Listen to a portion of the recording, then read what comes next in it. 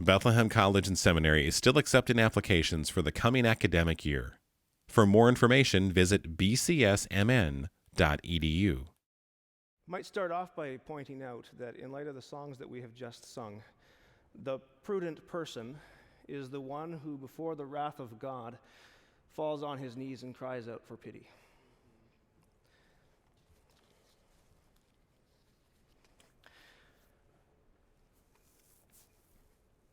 There's a thing that I do in my family around Christmas time.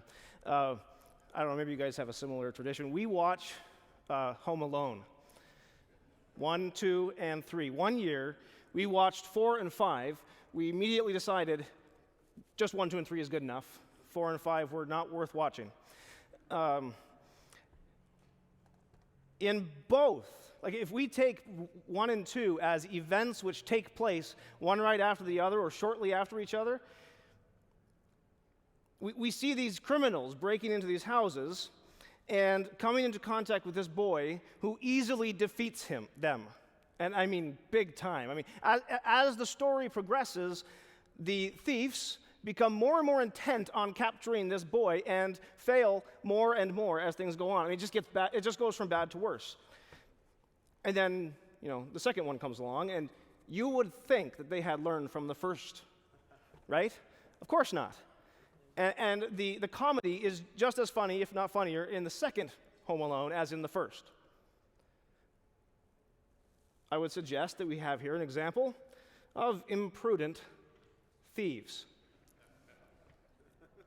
How about this one?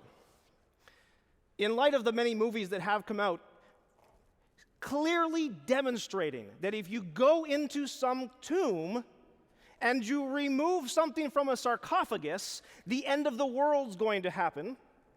And yet there are still archaeologists today going down into tombs, opening sarcophaguses, and pulling things out of them. I mean, haven't they learned anything? That's another thought I had. In the Fellowship of the Ring, many of you know this, Frodo and his companions must leave the Shire. They're confronted with a number of problems as they're going along, and they arrive finally at their first destination, kind of like the midpoint as they're going along. And they know a number of things. They know the routes are dangerous. The Black Riders are out there. They're after them. They don't know 100% what the Black Riders are. They just know they're after them, and they're probably not thinking about, they're good. They don't know where Gandalf is. Now, they may or may not come across the Black Riders if they go along the routes. That's one possibility. They may go along the routes, it's fast, they get to where they're going, and no problems. There is another option, though, to avoid that very possible danger. We can go through the old wood. There's a trail back in there that one of us knows, and yeah, in theory it's dangerous, but is it more dangerous or less dangerous than going along the roads and possibly running into one of the Black Riders? They decide to go through the old forest. And for those of you who know the story, for those of you who don't, I'm sorry, I won't reveal any details. Just put it this way, they almost die twice. And I mean, you might almost say they got out of it by pure luck. Now, knowing Tolkien, it would probably be better to say that they got out of those situations through divine providence of some sort. But as far as the story is concerned, it was basically pure luck they got out of them. Was that prudent or not, to go through the old forest, where they were fairly certain it was dangerous, but there was a possibility, going along the routes, they might not have run into the Black Riders. They could have gotten to where they were going much faster without all the dangers they encountered in the old forest. So when we're put in front of situations like that, do we really know what prudence is? Well, let's keep going a little bit further. According to the Collins Dictionary, a person is prudent when they are sensible and careful. Okay? According to Machiavelli, to be prudent is knowing how to distinguish degrees of disadvantage and in accepting a lesser evil as a good. Okay? I would think most people tend to think of prudence as what the Collins Dictionary would say, and maybe a little bit less what Machiavelli would say. To be prudent is to be sensible, careful. So we might say the imprudent person runs across an ice-covered parking lot, not considering the very real dangers of falling They go outside in negative 15-degree weathers without mittens, in t-shirts and shorts. Or worse, they dive into snow with just a swimsuit. Now, I have done all three of those things. They go swimming in a lake in a thunderstorm, also actually technically guilty. They eat things with names like suicide chicken wings.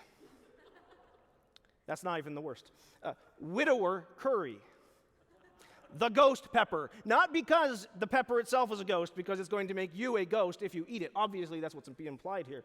The Carolina Reaper pepper. I mean, really? Oh, how about this one? The Dragon's Breath chili pepper. I mean, if you think too hard about those names, you might actually come into some sort of danger just by thinking about them. And then there are actually people who eat them. On the other hand, prudent people who are really prudent, they look both ways before crossing the street. I'm also guilty of not doing that on occasion. They wear rain jackets when it rains. I don't always do that. Winter jackets in the winter. I've been known to shovel the driveway in a t-shirt. They wear helmets when they ride anything with wheels, except for, cars and trucks and so on. Also guilty of that. Honestly, as we're going along, I'm a very imprudent person. They don't do anything spontaneous, dangerous, or even remotely death-defying. They are allergic to high-stakes investments and avoid children and uncooked foods. Now, that might seem strange, but people, children and uncooked foods are known to carry disease and sickness. Let's be prudent. Joseph Pieper, in an important volume he wrote on the 4 cardinal virtues, had this to say about the contemporary perspective of virtue.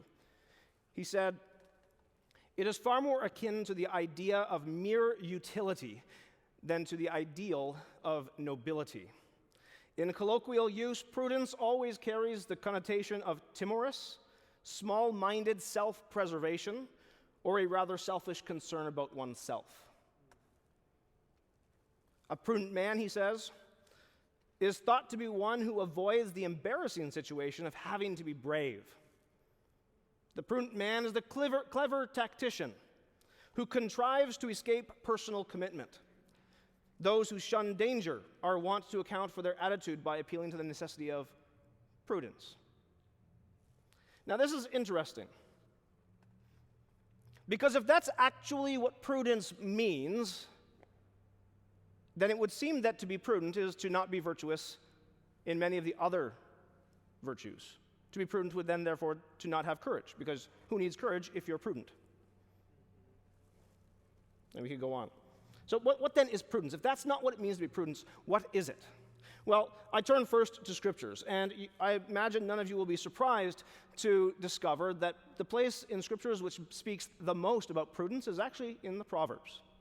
And in the Proverbs, we learn a number of things. We don't find any necessarily clear definition of what prudence is, per se, though we find some nice descriptions of what it means to be a prudent person. And in fact, the Proverbs will impel us, call upon us, and ask us to pursue prudence. Now, we should note it is not wisdom, per se. Why? Well, Proverbs clearly says the wise person has prudence, or pursues, or is going to be a prudent person. So he wouldn't say, if to be wise was simply to be prudent, that would be like saying the prudent person is prudent. So he clearly has a distinction between what he means by prudence and wisdom. But he does call us towards it. And in Proverbs 8:12, 12:23, 13:16, 14:8, and 14:18, I know that's a lot all in one shot. My point's not that we read them all. The point's just to say this is what's going on in these verses. We are called to become prudent people. In Proverbs 10, not just prudent people, we are told that prudent people possess wisdom and knowledge. So there's an appeal there to wisdom and knowledge as part of prudence. The prudent person, according to Proverbs 10:19 and 12:23, is cautious about the way that they speak, so they are slow to speak. They think before they just blurt something out. And they are also cautious, according to Proverbs 10:5, 14:8, and verse 15, and a number of other verses. They're also cautious about how they act and what they do. They think before they act. Now, think before you leap, you might say. And how are they prudent about their actions? Well, according to Proverbs 14:15, they think before they act, not acting impulsively. They plan for the future and work hard in the present to accomplish those plans. They are aware of what consequences their actions may cause in the future and avoid unnecessary dangers. But they are not cowardly. They may avoid unnecessary dangers like running across an ice-covered parking lot, but they do not avoid danger.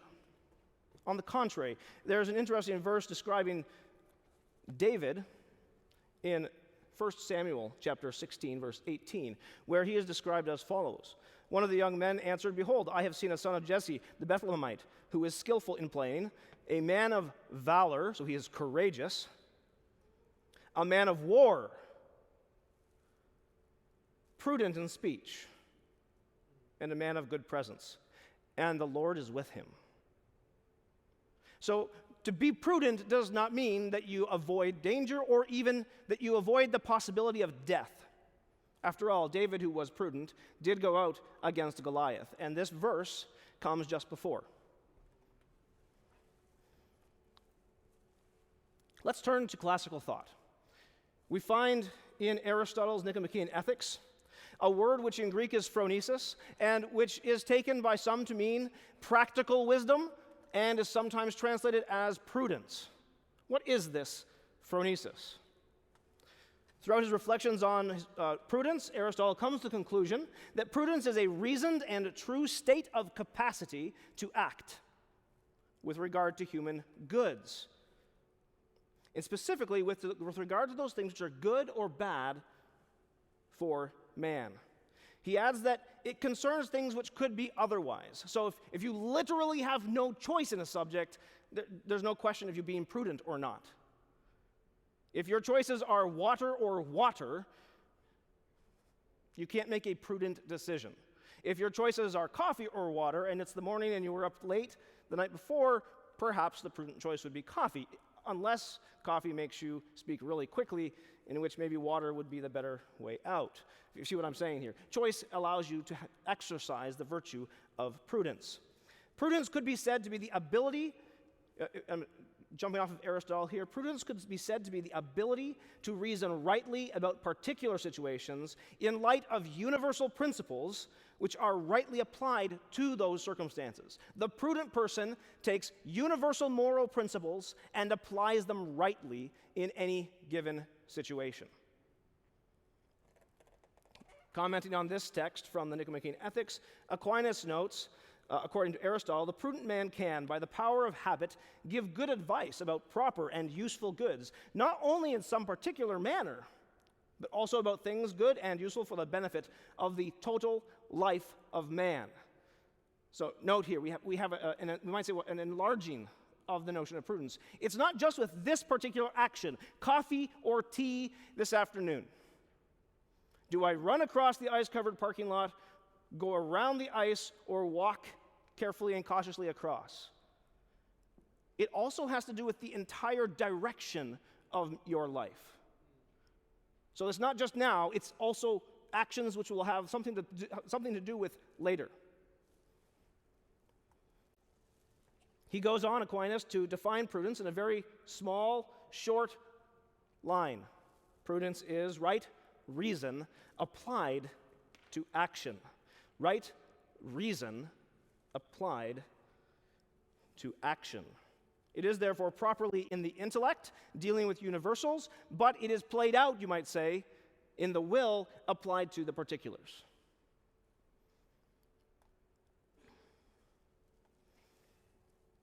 This has brought many thinkers throughout history in classical thought to portray prudence as something you might say of the queen of the virtues, the mother of virtue. This is how Joseph Pieper describes it. Prudence is the mold and mother of all the other cardinal virtues of justice, fortitude, and temperance. In other words, none but the prudent man can be just, brave, and temperate, and the good man is good insofar as he is prudent. You might say, well, that's Joseph Pieper, a German Thomist.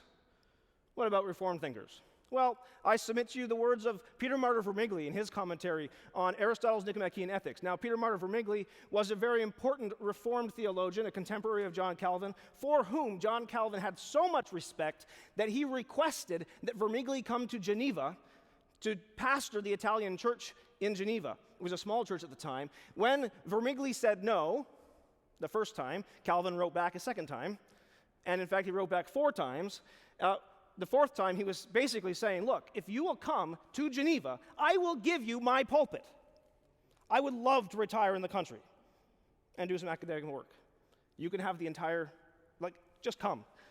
And when Vermigli once again said no, Calvin wrote to the magistrates of the town and said, look, I have written to this guy a number of times. He has refused to come. Would you send him?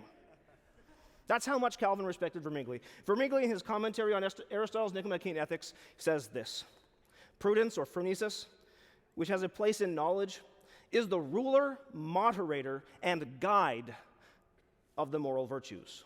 Or again, prudence is the beginning of the virtues and the one on which they all depend. It is, in fact, the salt of the other virtues, the seasoning that they need the most. I'll give you one more authority here, this time from the Lutheran side. Niels Hemmensen. Niels Hemmensen was a Dutch Lutheran philosopher and theologian who was a contemporary and colleague of, and a friend of, Philip Melanchthon, which, by the way, today is his birthday, Philip Melanchthon. He was born on this day. It seemed only fitting that we quote someone who was his friend. So Niels Hemmensen was at the center of the Dutch Renaissance and Reform. He went and learned at the feet of Luther and Melanchthon, and then he went back to Denmark and became known as the teacher of Denmark. He wrote a little book, which is now available in English for any who would like to continue their research on moral philosophy. Can't stop myself from just throwing that out there for my students. It's on the law of nature, and an excellent little volume. He says this. He describes prudence as that which guides the actions of virtue. He later says, reason itself ordains the modes of action both for itself and for others, namely the irascible power and for desire. And for this reason, Plato calls prudence, or phronesis, the guide for acting correctly. In fact, Hemingsen's going to say you can't do anything correctly without it. Now, we've really elevated prudence. I mean, that's pretty important. Why? Why is prudence elevated so highly? Well, it comes down to this. Let's say you're driving down the road, you've just gone and got your groceries, you've put them on the back of your bicycle because you're a student and you don't have a car. That's obvious. And so you're driving down the road, and your groceries are on the back, and as you turn the corner, the bag falls off. You don't realize it. However, and so you continue your route and you go home. Now, that bag falls off at exactly the corner where there is a young woman with 3 children living on the streets. And so you inadvertently have fed the poor. Are you therefore virtuous? No. You're walking down the street, and as you walk by some people who are asking for money on the side of the street, you put your hand in your pocket looking for your phone, and as you pull your phone out, a bill falls out, and a $100 bill slips on the ground, and you just keep walking, not realizing it. You just go and you go home. But it falls out beside that person who was asking for money, and inadvertently, you have now given money to the poor. Are you therefore virtuous? Again, no. A virtuous action done by accident is not, in fact, a demonstration of your virtue. It may be good. It was certainly a good thing that you fed the poor and gave money to the one who was begging, but you didn't do it out of knowledge. You didn't knowingly do a good act. That's why prudence is the mother of all the virtues. Because for an action to be virtuous, it must be done on purpose and in knowledge of the relevant facts. And that's what prudence is. Prudence is taking that universal moral principle and applying it in this particular situation to be able to say, you know what? I went and bought my groceries, and I actually have more than enough, and they have nothing. The right thing to do now is to give them my groceries. That becomes a moral act, guided by virtue, the application of a universal moral principle to a particular situation.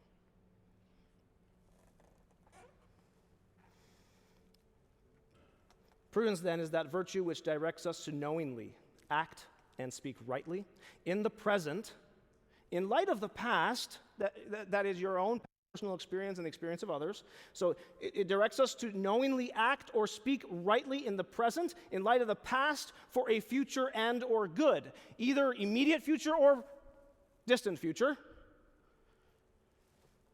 with a consideration of the future consequences of your words and actions. That takes knowledge, experience, and the ability to estimate. And that's exactly where I want to go now, because I hope that we've seen that prudence is important. How then do I cultivate it? How do I become a virtuous person? Because if prudence is indeed the mother of all the virtues, I need prudence. I want to be virtuous. To be prudent, we must have knowledge of reality, both of the universal principles and of the particular situation. We must also have a certain knowledge of what is good. So there are at least two things here. The intellect pursues truth, and it is by the intellect that we therefore come to knowledge. The will pursues the good, and it therefore must be trained to pursue what is in fact good, and not what simply appears to be good. Prudence then has to do with both knowledge and will, truth and goodness. With this in mind, Joseph Pieper will suggest that we have at least two sets of prerequisites to prudence. Those that have to do with truth, those who are truth-directed, and those which are good-directed.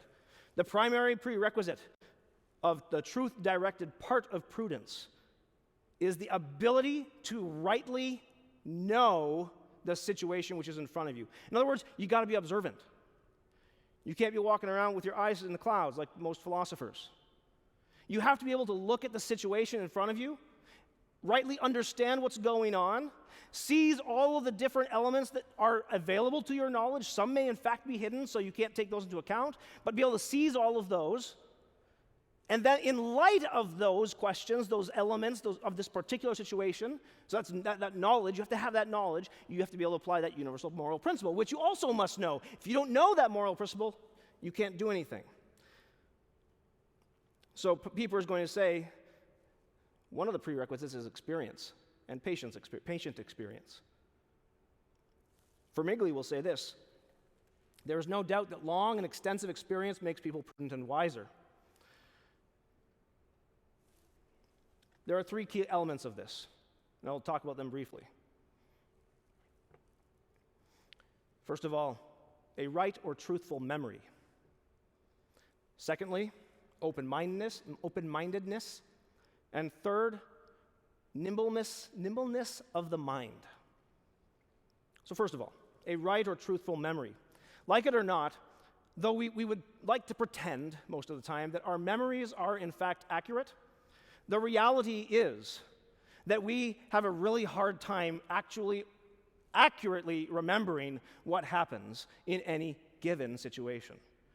And the longer the distance between the event itself and the current moment, the less of a trustworthy memory we will have of it.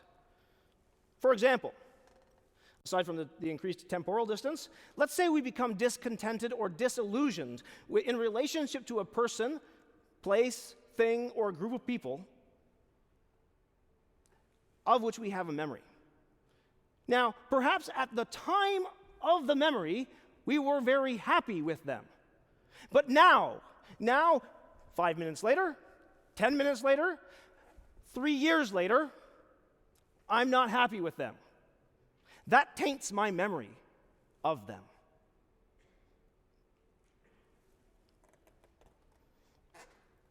Our own interpretations of tones or of voice or facial expressions may lead us to believe one thing about what happened or is happening. Because remember, when we talk about memory, we're not talking about just 2 years ago or 3 years ago. We're talking about literally what happened 2 minutes ago.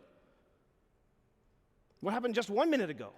And so we're in a discussion, and I see, or no, I'll make myself the culprit here. You see me have like a scowl come across my face. And immediately you're like, oh, he's unhappy with me.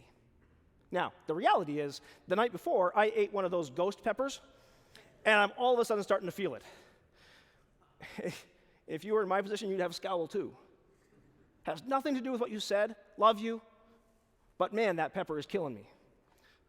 That's the interpretation. And then all of a sudden, that can be anchored in my memory. And then maybe 2 years later, having not asked you, or you having not asked me, why did you have that scowl? 2 years later, you think back upon that event, and all you can remember now is you were pouring out your heart to me about some event in your life, and I had a scowl that came across my face. And now your memory is telling you, Dr. Haines doesn't care about me, when in fact, I was in pain because of that ghost pepper. A feeling that we now have towards an individual can be projected into the past. Things which may have seemed at one time may, due to changing attitudes we have, all of a sudden appear as horrible. We could just continue giving all kinds of examples. Selective memory is such a known fact in psychology, it's actually just used in everyday language. Usually, and I'm saying this in jest, so please don't take this as a literal fact. Usually, my wife will tell me, you just have a selective memory. Either that or selective hearing, one of the two. Right? But that is an actual psychological thing. A person who has been through a real traumatic event may, in fact, remember that event entirely different from how it actually happened. And there are situations where people will have seen something happen which affected them so much that if you asked them later on what happened, they might actually tell you an entirely different story about the events of that event, of that time. Because their memory was so affected by it that it erased key elements of the story. The problem is this. How can I make prudent decisions which imply actions now which will have consequence on my future without an appropriate memory of the past? I need to be aware of the fact that my memory can deceive me, and I need to cultivate a true memory. To question myself, to force myself to think through things, to even maybe put things in place now such that later on, instead of just thinking, Dr. Haines had a scowl on his face, though he doesn't care about me, ask me, why are you scowling? And then you'll know. And then later on, when you remember, I was pouring my heart out to Dr. Haines, and then he had a scowl on his face, so he clearly doesn't care for me. No, you'll remember. I asked him, and it had to do with those peppers he ate last night. So, cultivate a true memory. Honesty of memory, says Pieper, can be ensured only by a rectitude of the whole human being, which purifies the most hidden roots of volition. This is something that's interesting, is that one aspect of prudence, yes, it is the mother of all virtue, but it also requires virtue in order to be actually prudent. You have to rightly remember things, which means you must have justice in remembering in order to be prudent. Thus, the connection of all the virtues. Open-mindedness can be summed up as this: the ability to take advice from others. Now remember, prudence has to do with experience. And here's the question. Has anyone in this room, other than Dr. Piper, experienced everything? He doesn't get to answer because it's probably yes. And the answer for everyone else is no. Therefore, we need to take advice from others. We have to be able to go to a friend who is considered wise, to a professor, to a pastor, to a parent, to a grandparent, and be able to say, look, I honestly have no idea what to do here. My best instinct says do this. What do you think? And don't just seek one advice. Go to as many people as you can get, and then try and put those together. So one aspect of being prudent is being able to be open-minded. Seek advice from other people. And I would just throw this in here. If you're seeking advice from other people and only maintaining those pieces of advice which agree with what you've already decided is the right thing to do, that's also not being prudent.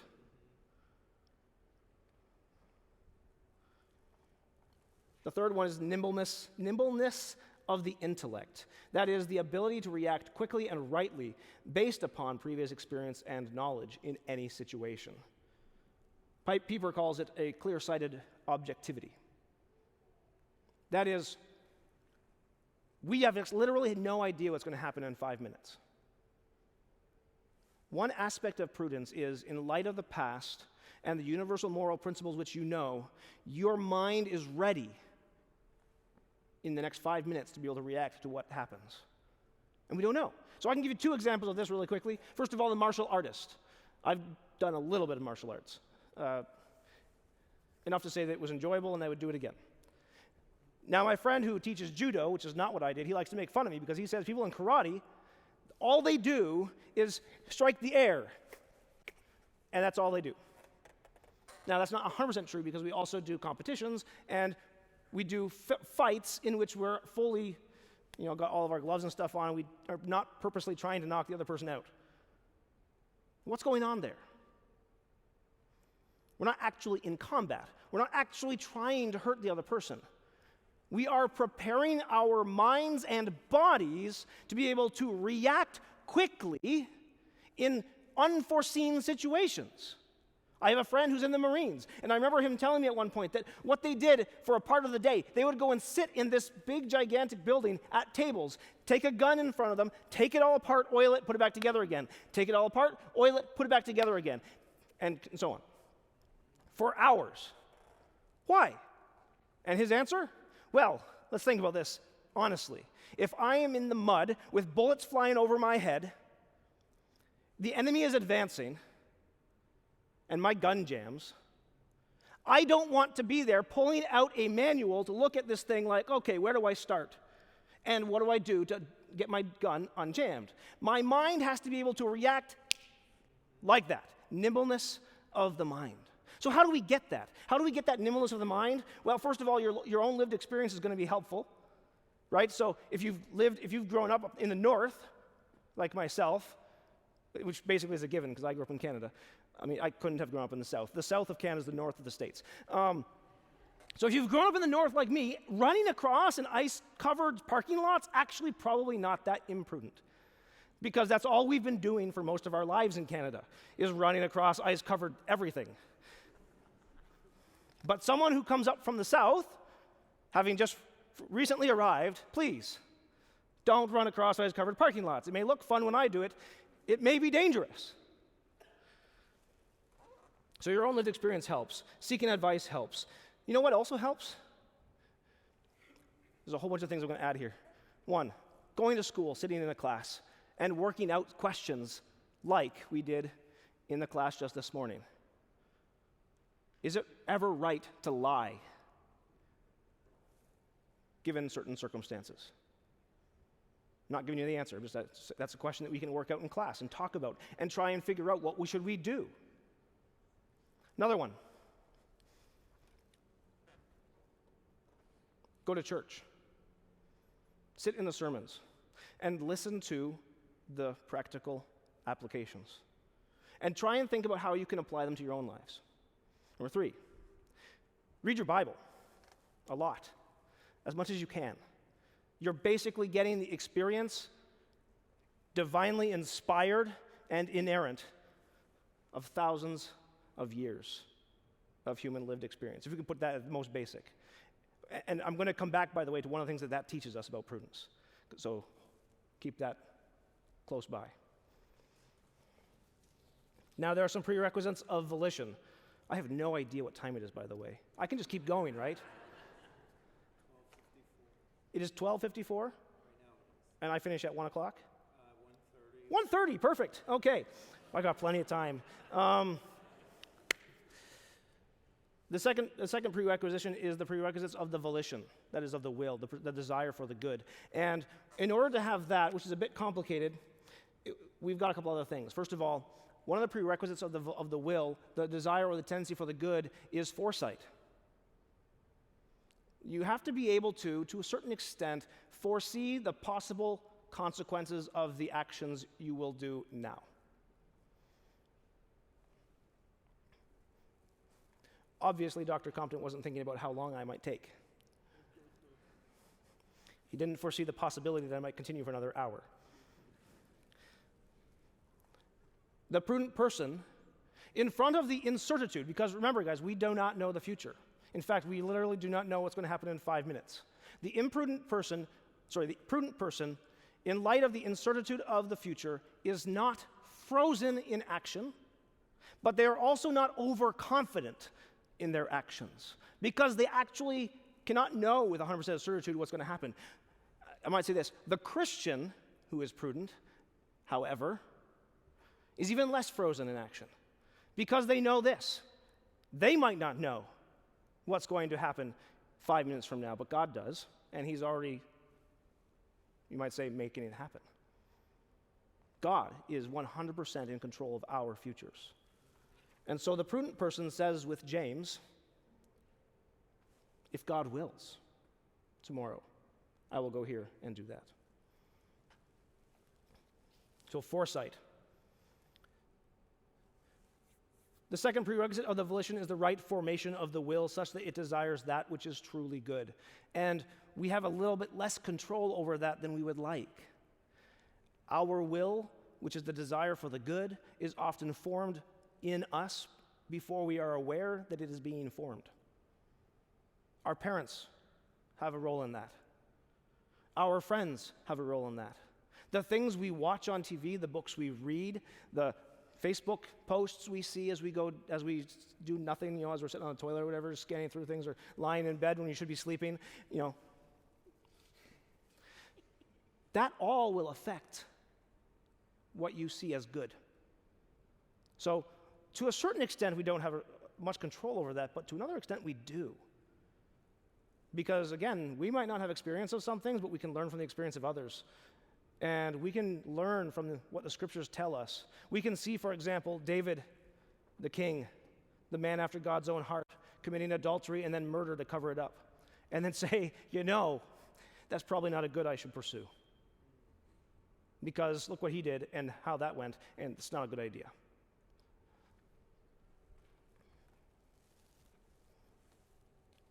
To become prudent, then, it is not sufficient to simply learn moral rules. You do need those. Because remember, universal rules apply to particular situations. But it's not because you're walking around with a rule book that will tell you what to do in every situation that all of a sudden you are prudent. The reality is, you do not know most of what will happen in your life. And there is no rule book that can tell you, in this situation, do this. The scriptures give us general principles. Be hospitable. This is my favorite one. Because if that was just a straight up rule, be hospitable. What do you do when there's a knock at your door and you just kind of look out the window and you see that the guy who knocked at your door is holding a bloody chainsaw? Like, Bible said, be hospitable. Come on in, sir. I'd like to serve you a cup of tea or coffee, and you might not get to coffee. To be prudent is not just to have a rule book. It's to know how to apply the rules in the specific situations. This makes me think of a debate that took place in 2012 after a school shooting down in Connecticut. An individual went into that school, and it was one of the biggest school shootings in the history of the States. And as the individual was going through the school, they came across one of the professors at the school. And the professor had hidden their students in the room and met them at the door and lied to the shooter, saying, no, they're not here, they're down in the gym. The shooter then shot the professor. The professor's attempt was to save her children that were in her classroom, and to a certain extent she did, by lying. Was that prudent or imprudent? We have in play in this question two universal principles. One universal principle: it is never good to lie. Always tell the truth. A second universal principle: it is always good to save human life. But she was put in a situation where, to her knowledge, she had two options: lie or let my children be killed. Yes, they are here, just over there, around the corner. If you want to know, like, there's 10 of them. Or, no, they're not here. Now, there may have been other options. And this, by the way, is one of the things that it is good to think about these issues beforehand. What would I do if all of a sudden I find myself in Nazi Germany and a number of Jews show up at my door? Help us, please. Would I disobey the law and help them? And if the soldiers came to my door and I had them hidden in my basement, what would I do? Would I follow rule number 1, never lie, or rule number 2, save human lives? Prudence, based upon experience and the wisdom that I can seek from others, will help me make those decisions. Some corollaries, because I don't want to take forever here, and I know some of you are hungry, and I still haven't even got to my conclusion yet, which is almost as long as the rest of everything I have to say.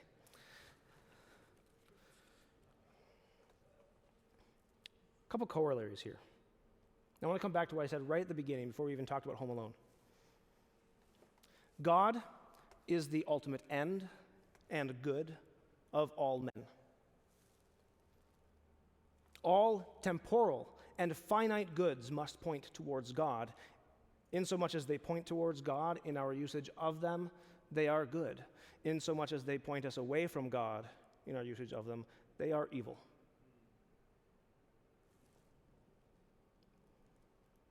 Not per se, but for that individual. If that is true, then the prudent person must take that into account in every action.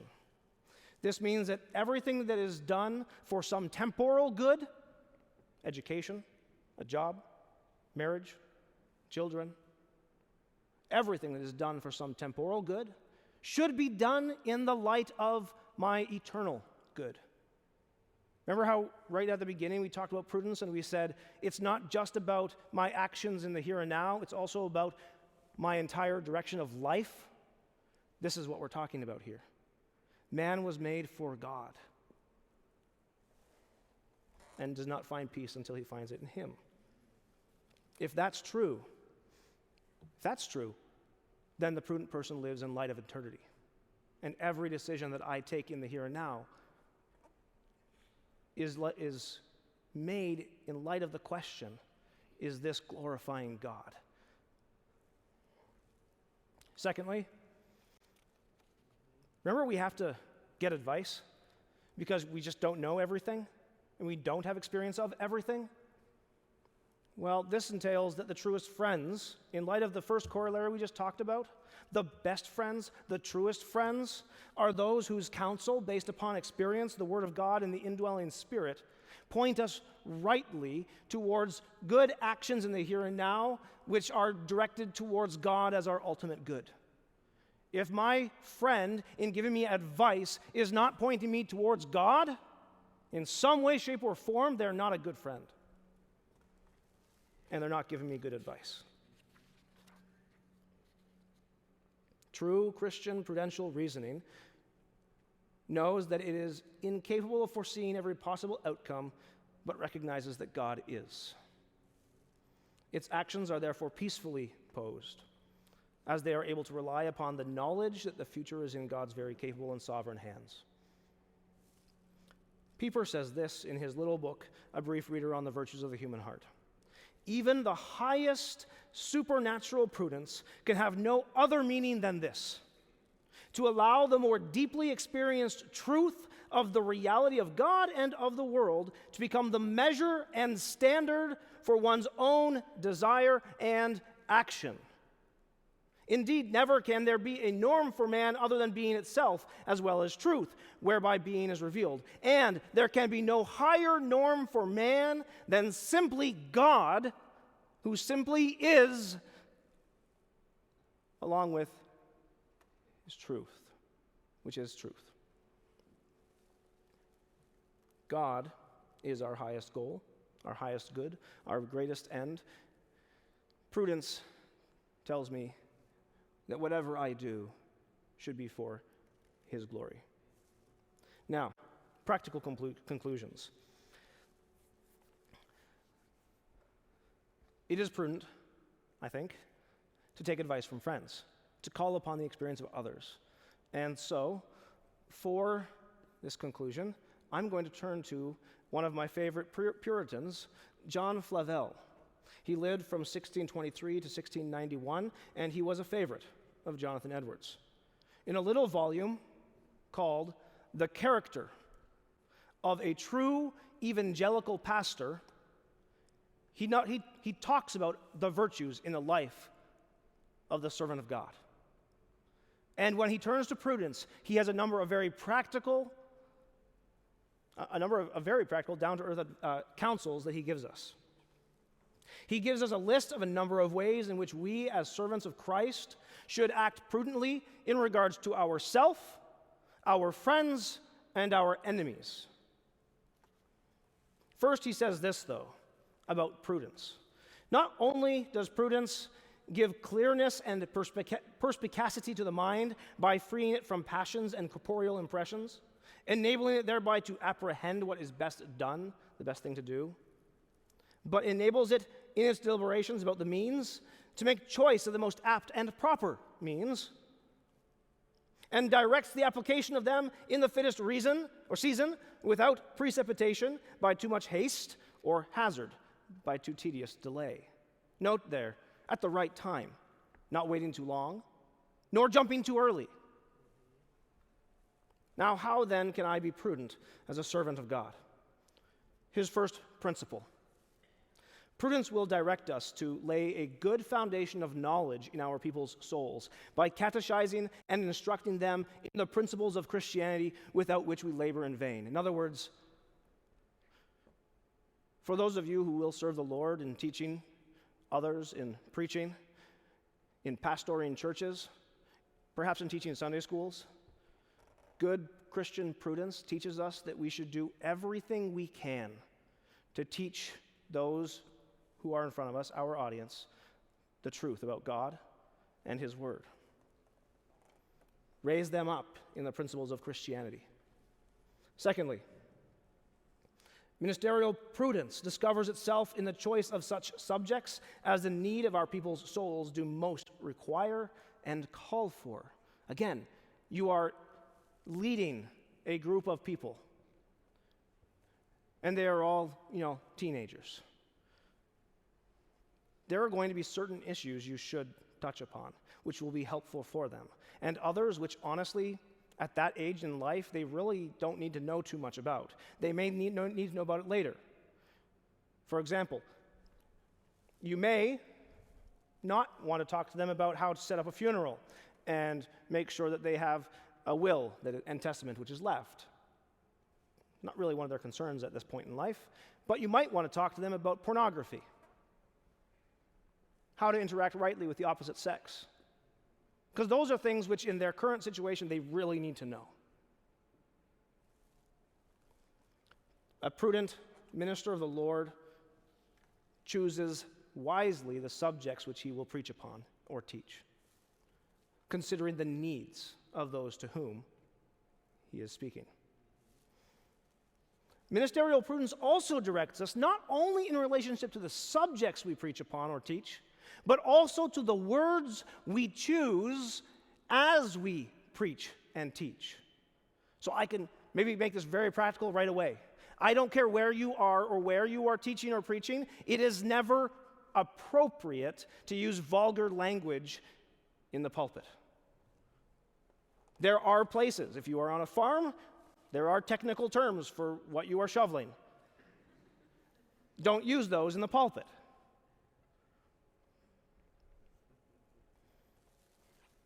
And that despite the trends of some contemporary pastors. Choosing the right words means to convey the message that we know our audience needs to hear in a way that our audience can understand. That might mean that though you have spent 4 years studying Greek, that when you come into your pulpit, no word of Greek should ever leave your mouth. Not because it's not important, not because you shouldn't study it, but because the people you are preaching to don't need to know how good you are in Greek. What they need to know is how to understand rightly the Word of God. Of course, it might mean, if you're preaching to a number of professors, that you do use the Greek or the Latin or even maybe German, not to impress them. If you use it to impress them, you have used language wrongly, but because it may be needed to convince them. So the ministerial prudence pushes us to select the right word to communicate the truth of God. Flavel says this: prudence will cast away 1,000 fine words for one that is apt to penetrate the conscience and reach the heart. Ministerial prudence reminds us and directs us to watch over our own lives so that we maintain a good reputation before others. It drives us to both prayer and studies, knowing that the latter is dependent upon the former. And both are necessary for God-glorifying ministry.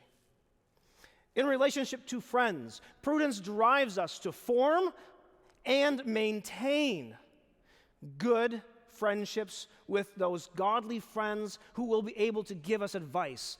For those of you who have taken my class on medieval philosophy and theology, think about the Cappadocian Fathers.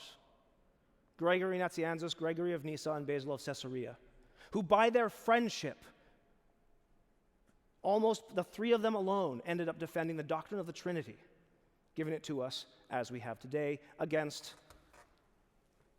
the heretics. Form good friendships and maintain them throughout your life. You need them.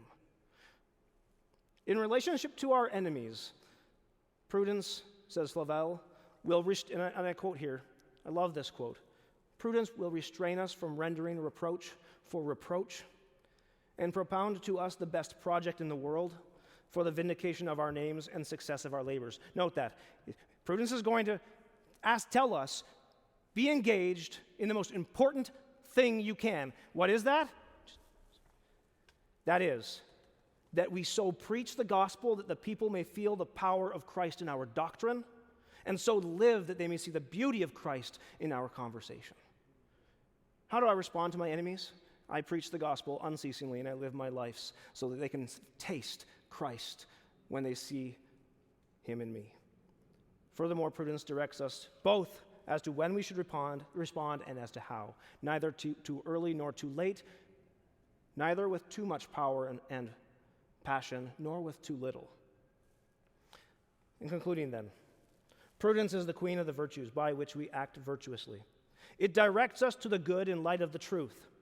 In each concrete moment of our lives and in the whole direction of our lives from beginning to end, prudence is that virtue which, with God as our final end and ultimate good, directs and leads us through wisdom gleaned from experience of reality, ours, our friends, the pastors, our teachers, the Word of God, and the indwelling Spirit. Through this experience of reality, prudence directs us into those right and good actions which accomplish God's will and bring us to Him who is our greatest good. We follow this Spirit-driven, love-inhabited, God-glorifying, pursuing, and loving practical reason, not only in the temporally significant and right actions of our lives, but in the eternally and heavenly minded decisions as well.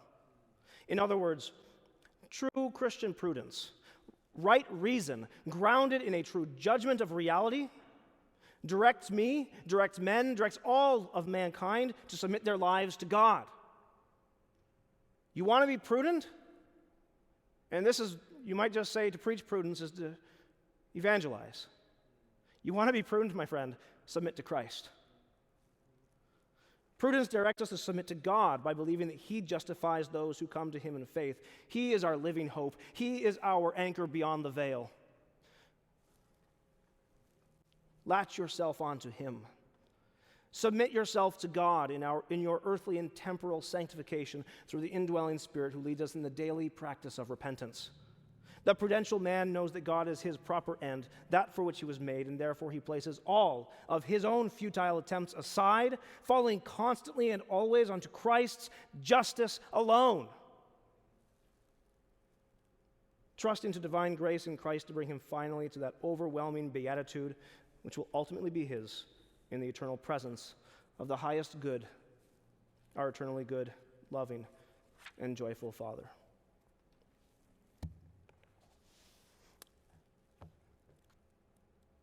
In conclusion, I'm going to pray a prayer written in the 13th century,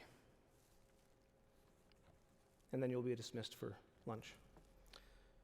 O God, all-powerful and all-knowing, without beginning and without end, you who are the source, the sustainer, and the rewarder of all virtues, grant that I may abide on the firm ground of faith, be sheltered by an impregnable shield of hope, and be adorned in the bridal garment of charity. Grant that I may, through justice, be subject to you, through prudence, avoid the beguilements of the devil, through temperance, exercise restraint, and through fortitude, endure adversity with patience. Grant that whatever good things I have, I may share generously with those who have not, and that whatever good things I do not have, I may request humbly from those who do. Grant that I may judge rightly the evil of the wrongs I have done, and bear calmly the punishments I have brought upon myself.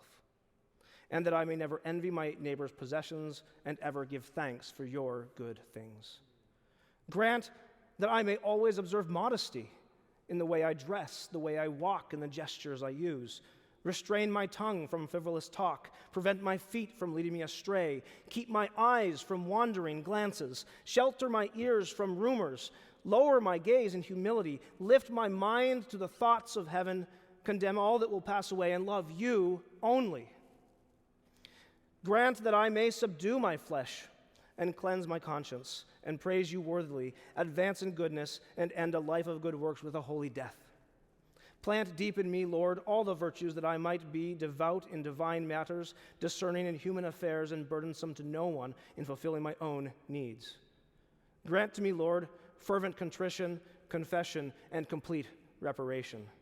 Order me inwardly through a good life, that I might do what is right and will be a good example for others.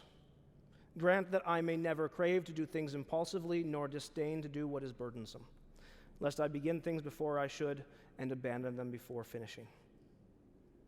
In your great name, amen. This presentation was made possible by the generous contributors to the Serious Joy Scholarship, permitting our graduates to launch into life and ministry without a burden of student loan debt.